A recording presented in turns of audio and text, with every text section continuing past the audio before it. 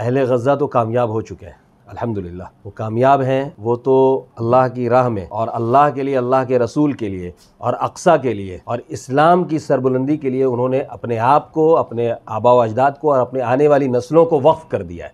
वो कामयाब है अल्हम्दुलिल्लाह।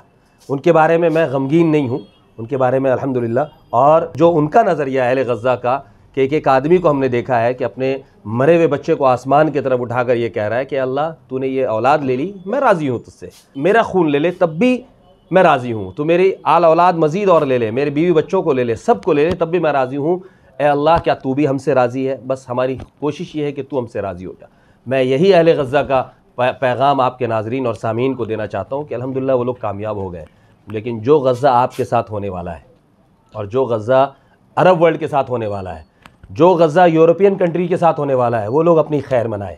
आज जो लोग खामोश हैं और जो लोग चुप से इन छोटे छोटे मासूम बच्चों को कत्ल होते हुए, इनके ऊपर इनके चीथड़े उड़ते हुए और इनके घरों को तबाह होते हुए, मलबे के नीचे दबते हुए देखकर सिर्फ खामोश तमाशाई बने हुए हैं। हालांकि उनके इख्तियार में बहुत कुछ है, लेकिन उनके अंदर दो चीज़ें हैं जिसको अल्लाह के नबी सल्लल्लाहु अलैहि वसल्लम ने फरमाया था, वह है वहन, हुब्बुद्दुनिया व कराहियतुल मौत। ये सारे के सारे ये लोग इन लोगों को दुनियावी ज़िंदगी इतनी प्यारी है कि ये मरने के लिए तैयार नहीं है।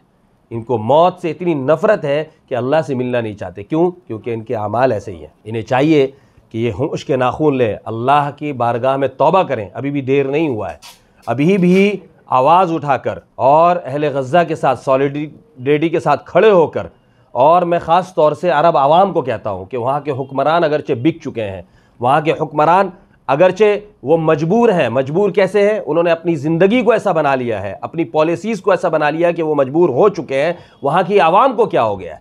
जो अहले कलकत्ता आवाज़ उठा रहे हैं, अहले हिंदुस्तान आवाज़ उठा रहे हैं, पड़ोसी मुल्क के लोग आवाज़ उठा रहे हैं, यहाँ तक कि Sweden, Germany, London, America, Australia वाले आवाज़ उठा रहे हैं। और वो लोग मुख्तलिफ शक्लों में, यहाँ तक कि यहूदी भी जो ज़ियोनिस्ट नहीं है, जो सहयूनियत को नहीं पसंद करते, वो लोग भी आवाज़ उठा रहे हैं। लेकिन सऊदी अरब के एक भी आवाम की आवाज़ आज तक नहीं नज़र आई, कतर के आवाम की आवाज़ नज़र नहीं आ रही है, बहरीन के आवाम की आवाज़ नज़र नहीं आ रही है, यूएई के आवाम की आवाज़ नज़र नहीं आ रही है। कहाँ है ये लोग? खुश ना हो, आज इनका नंबर है, ये तो कामयाब हो गए। अल्लाह ने, अल्लाह के रसूल ने इनके बारे में तो बशारतें दी हैं, लेकिन तुम्हारे बारे में बहुत ख़तरनाक बातें हैं। उन दौर फितन की अहादीस और उन दौर फितन के अल्लाह के नबी सल्लल्लाहु अलैहि वसल्लम की पेशीन गोइयों का मुताला करना चाहिए तुम लोगों को, और अपने ईमान को जांचना चाहिए। कहीं ऐसा ना हो कि तुम हो अहले अरब, तुम हो बहुत मुतबर्रक और बहुत आला मकाम वाले नस्ल से हो, लेकिन खुदा न खास्ता तुम्हारे दिलों से अगर ईमान निकल गया, तुम्हारी ये नस्लियत और तुम्हारी ये कौमियत तुम्हें क़यामत के दिन महफूज नहीं रख पाएगी। और क़यामत तो बहुत दूर की बात है, तुम्हारे ऊपर जो इस दुनिया के अंदर क़यामत बर्पा होगी उसको तुम बर्दाश्त नहीं कर पाओगे। मैं यह पैगाम देना चाहता हूँ कि होश के नाखून लो और अभी इन मासूम बच्चों के, इन औरतों के, इन बेवाओं के और इन नौजवानों के जो सिर्फ़ हक़ के रास्ते में खड़े हैं और वो किसी को नुकसान नहीं पहुंचा रहे बल्कि सिर्फ अपना दिफा कर रहे हैं, जो 70 से 80 सालों से हो रहा है, उसकी हिफाजत के लिए लोग खड़े। अगर इनके साथ हम खड़े नहीं हुए, उनके बिजली और उनके ज़रूरियात ज़िंदगी के सामान को और उनकी सहूलियात को जो रोका जा रहा है, इसके लिए भी हम अपनी आवाज़ नहीं उठा रहे, बल्कि इतनी दोगलामू कर रही है अरब कंट्री।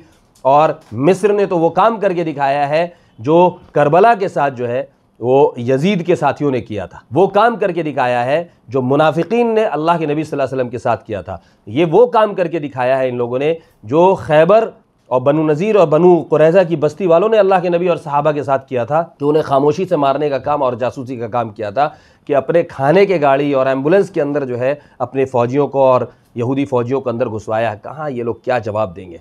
अफसोस लगता है कि किस घटिया मिजाज वाले हैं, किस यानी गर्ट से ये अपने आप को मुसलमान कहते हैं। थू करने का दिल करता है इन लोगों के ऊपर। अल्लाह तबारक व तआला हमारी हिफाजत फरमाए। हम अहले कलकत्ता और अहले हिंद, हम लोगों की ज़िम्मेदारी ये है कि हमारे साथ मामलात ये हैं कि हमारे साथ मुल्की हुदूद हैं, हम वहाँ नहीं जा सकते, हम उनके साथ खड़े नहीं हो सकते, लेकिन कम से कम अपने चैनल से, अपने स्टेटस से, अपने फेसबुक से, अपने इंस्टाग्राम से, अपने सोशल मीडिया प्लेटफॉर्म से उनके हक़ में आवाज़ बुलंद कर सकते हैं। दौर फितन के वाक़यात को लोगों के सामने ला सकते हैं, उन्हें सब्र और तसल्ली दे सकते हैं, और साथ ही साथ अपनी ज़िंदगियों को तब्दील करने का फ़ैसला कर सकते हैं।